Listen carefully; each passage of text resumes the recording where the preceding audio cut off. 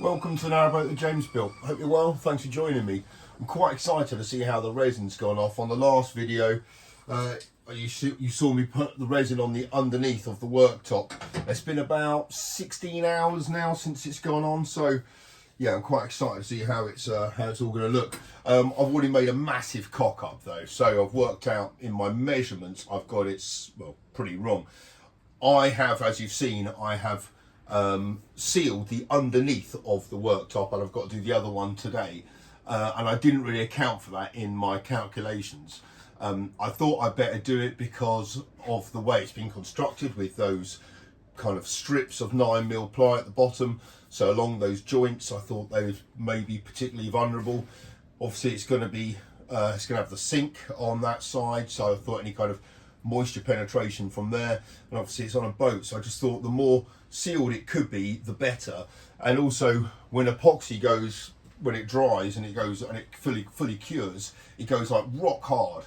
So I thought the fact that the material's being made out of plywood and quite long sheets of plywood, I thought the stiffer the whole thing is, the better. So that's why I've kind of sealed it all and put loads more resin on than kind of just on the surface you can see. But as a result of which, I'm going to be running out of resin. So I've got to get in touch with them and buy myself some more. So that might delay me slightly. I'm not sure, but let's go next door and crack on, have a look. Okay, here we go. Let's check it out.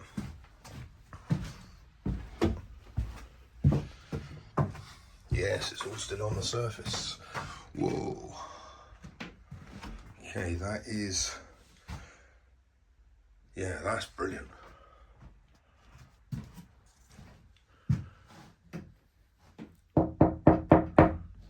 Whoa.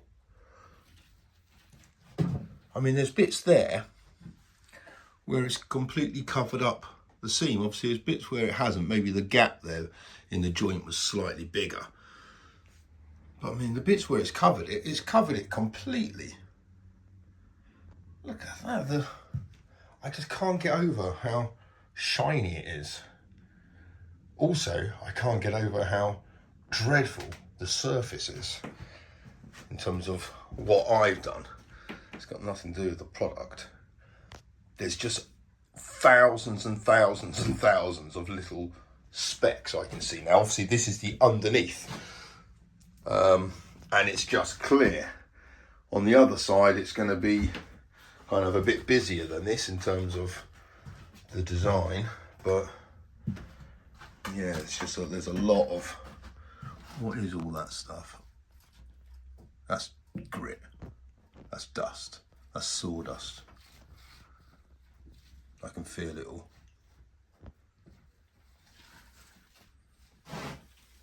I mean, the bits where there aren't any, like there, is absolutely smooth as anything. That's glass smooth, that is. That's incredible. Absolutely incredible. But the bits where there's a lot of bumps, like there,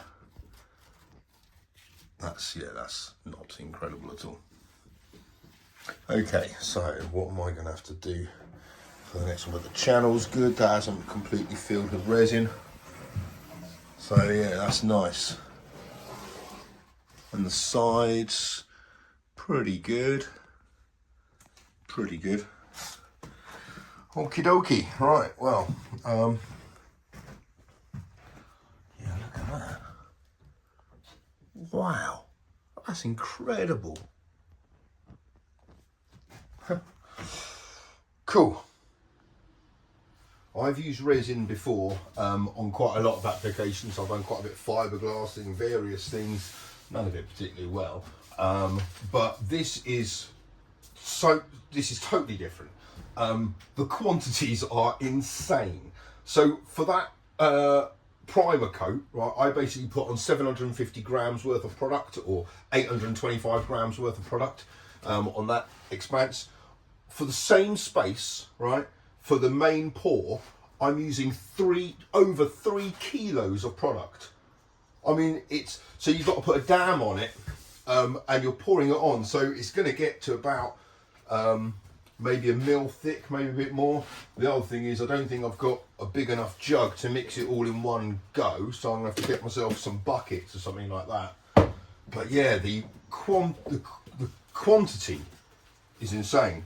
I'm going to see if I can reuse some of these. Obviously, acetone is my friend when it comes to resin, but it all kind of, obviously the brush is foobarred, but that works all right. I can reuse the pot.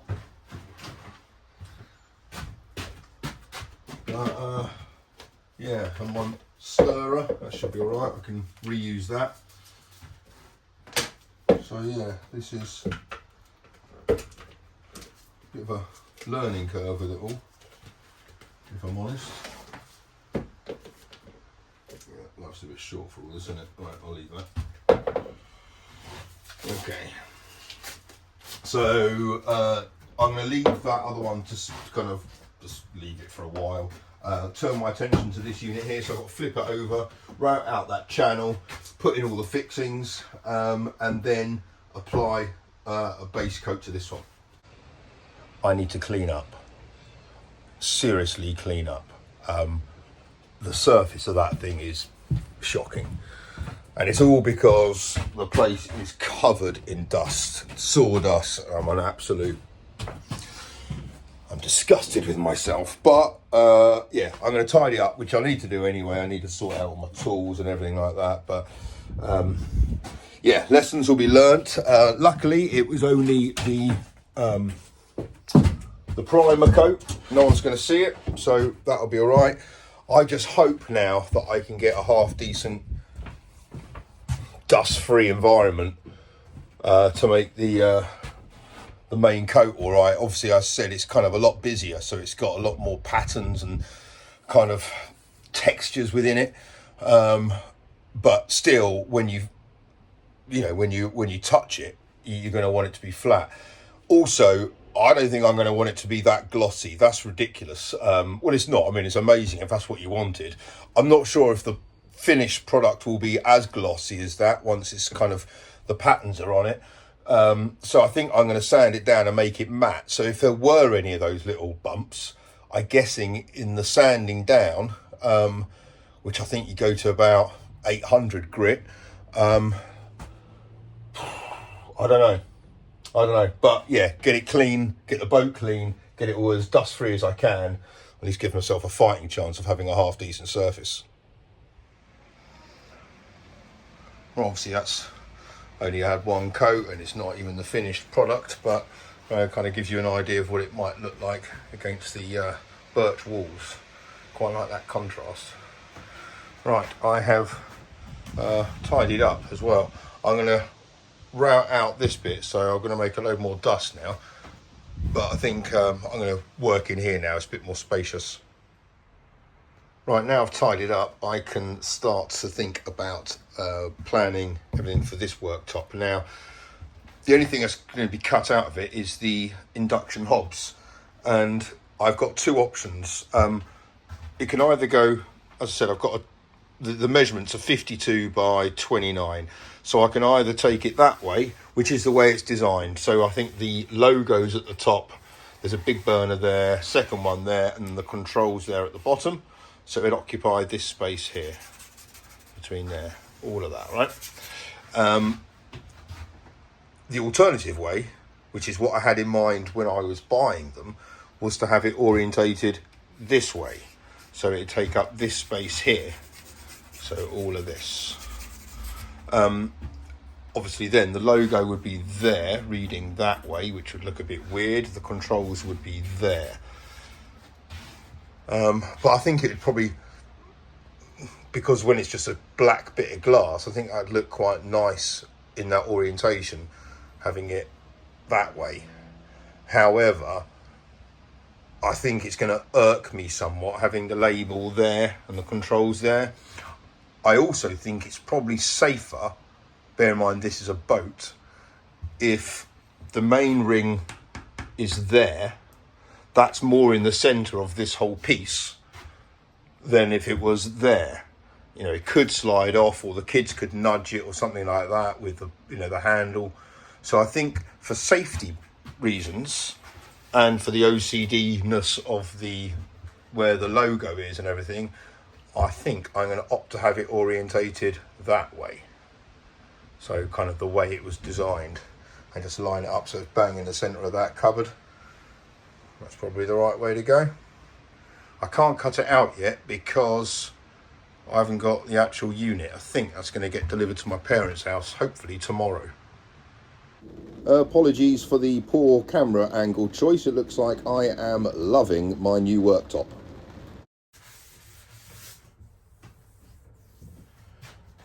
Right, this is sanded back, this edge now, pretty much as I can do in terms of patience and in terms of skill and in terms of tools. I mean that I've learnt my lesson from the last one. The last edge could have been improved, and I think this is, as I said, I think this is as good as I'm going to get it, to be honest. I've gone through a lot of sandpaper. Right, now I need to route out that channel, and then after that I can then sand it back again to make sure the edge of the channel is all quite nice and flush, and then I can put a key on it and then start to put some resin on. I'm going to do it in here this time because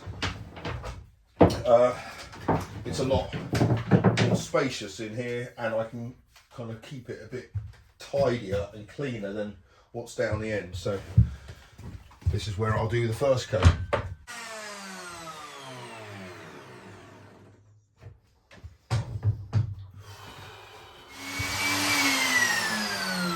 Shit!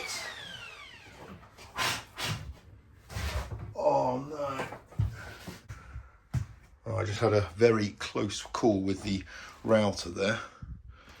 It's quite tricky to kind of, well, I'm finding it tricky to go around that curve with this router, and it just kind of went over there. So I just saved it, so I reckon I'll better put some wood filler in there and fix that.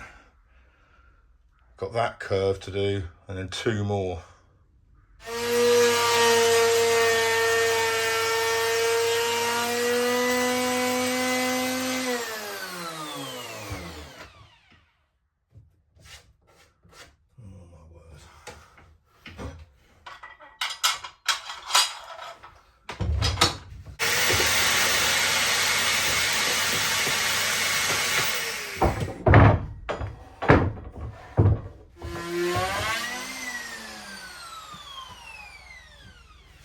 Well, I got through it.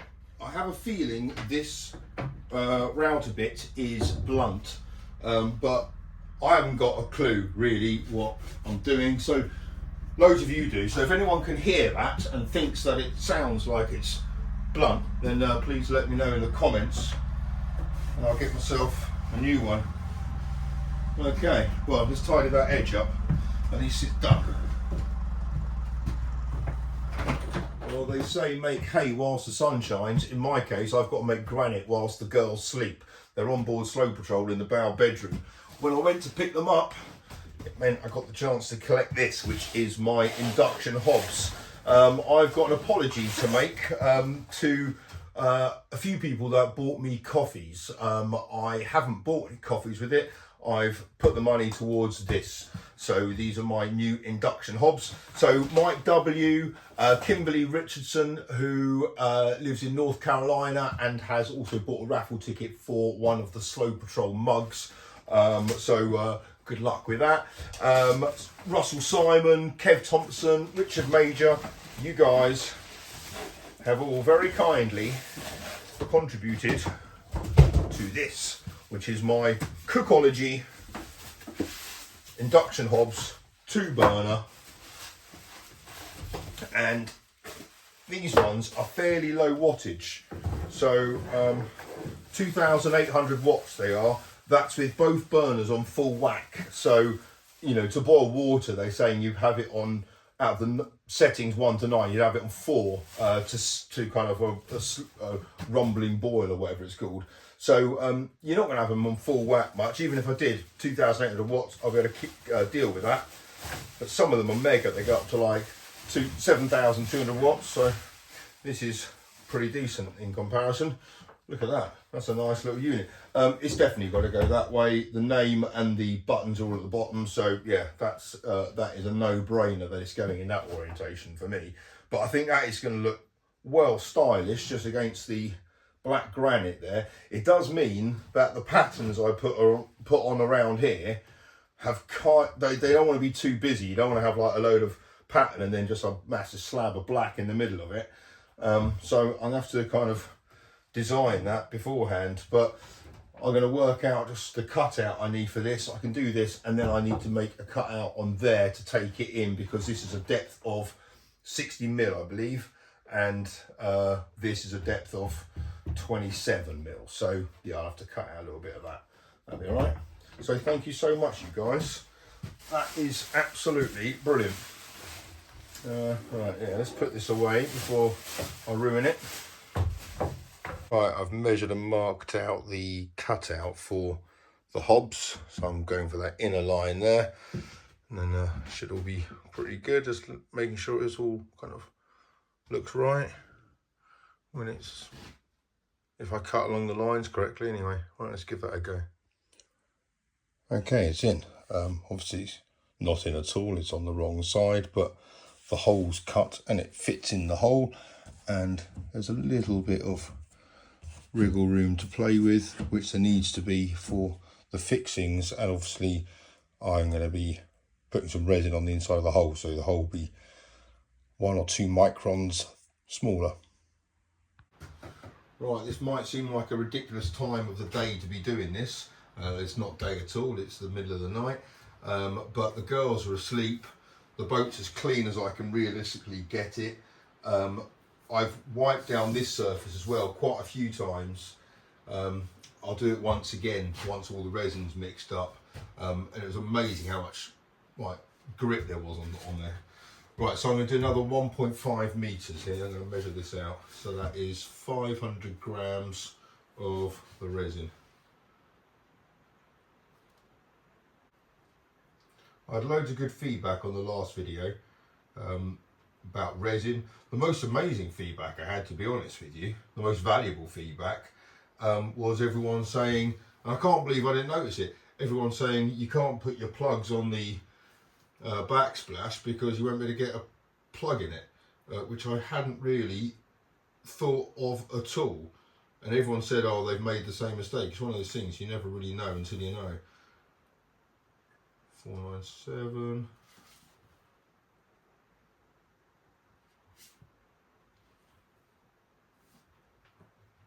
$501.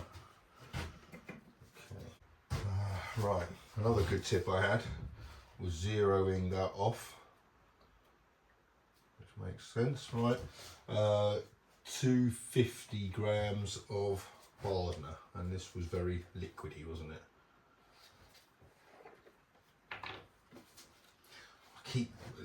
There's no going back once this goes in. I keep just double checking I've done everything, haven't I? I've got all the little covers on all of those. I've got a cup of tea already. Right, 250. 250, bang on.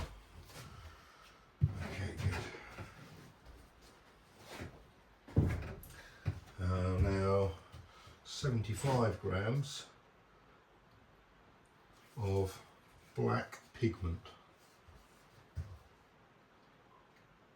Okay, 75. Bang on. Right. One of the other bits of feedback I had from the other bit of resin I did the other day was the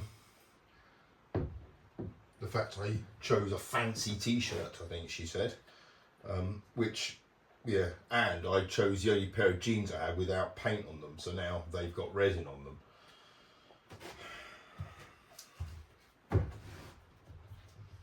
Right, mix this thoroughly for a few minutes. Yeah, so tonight I chose to wear this, which I think has got a couple of stains on it already, but I like that moon t-shirt, so I didn't want to ruin it. And the other bit of feedback, check that out, big fat brush. I don't know why I use such a small brush, I really don't. I feel like I've got more control over it, but you don't really need it for this, you just got to whack it all on.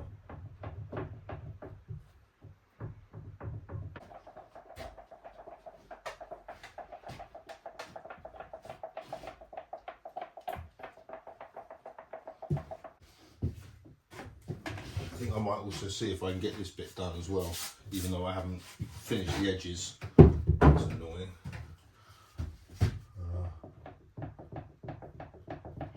So I'd like to do a test piece. But one of the bits I wanted to test was how the edges work. Looks like I'm not going to be able to do that. Time to double pot.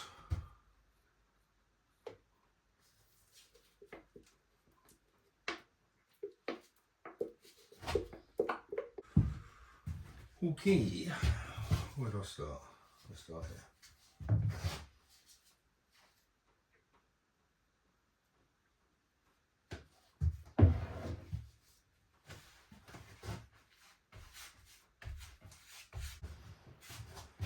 I keep forgetting that the clock's against me.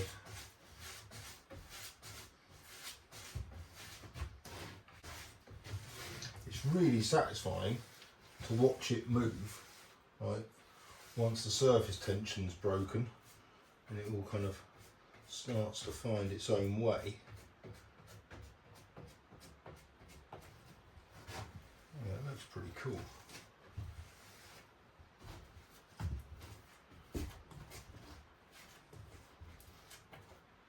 I do have a blowtorch which I will have at the ready for the main pour, and you'll have seen that used on loads of resin videos because it helps eradicate any air bubbles that may have been trapped in the resin.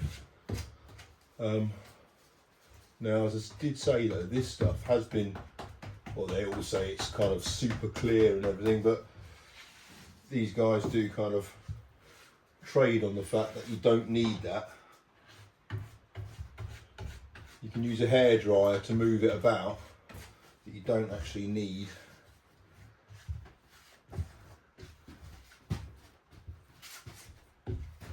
So use the blowtorch, but as I said, I'll have it at the ready just in case.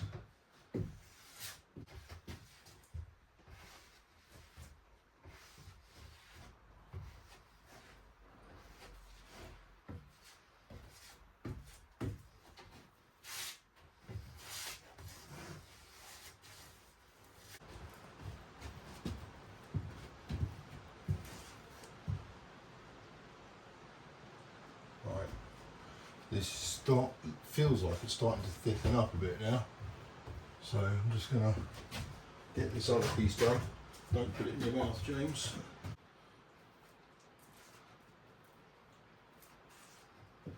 Right, I've got to put this somewhere. Shit, I haven't thought this through, have I?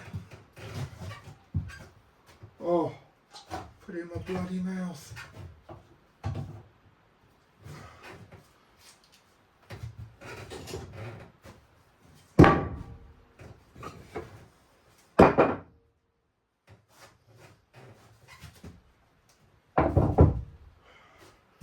Great, I've got resin on my arm now. That's never going to come off.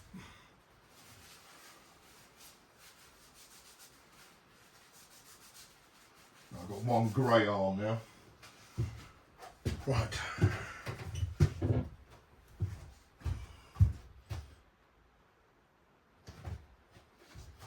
Just looking for spots now where I can see it's kind of maybe a bit thin.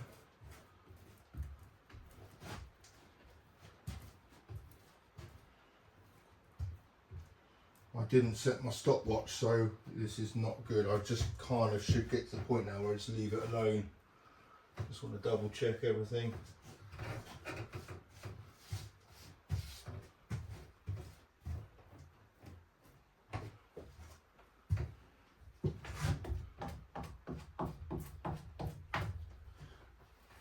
Yeah, I think I'm just going to leave this alone now.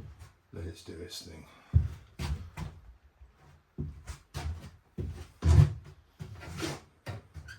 Right, there's the test piece, which I kind of did in a bit of a blind panic right at the end. But here's the main bit.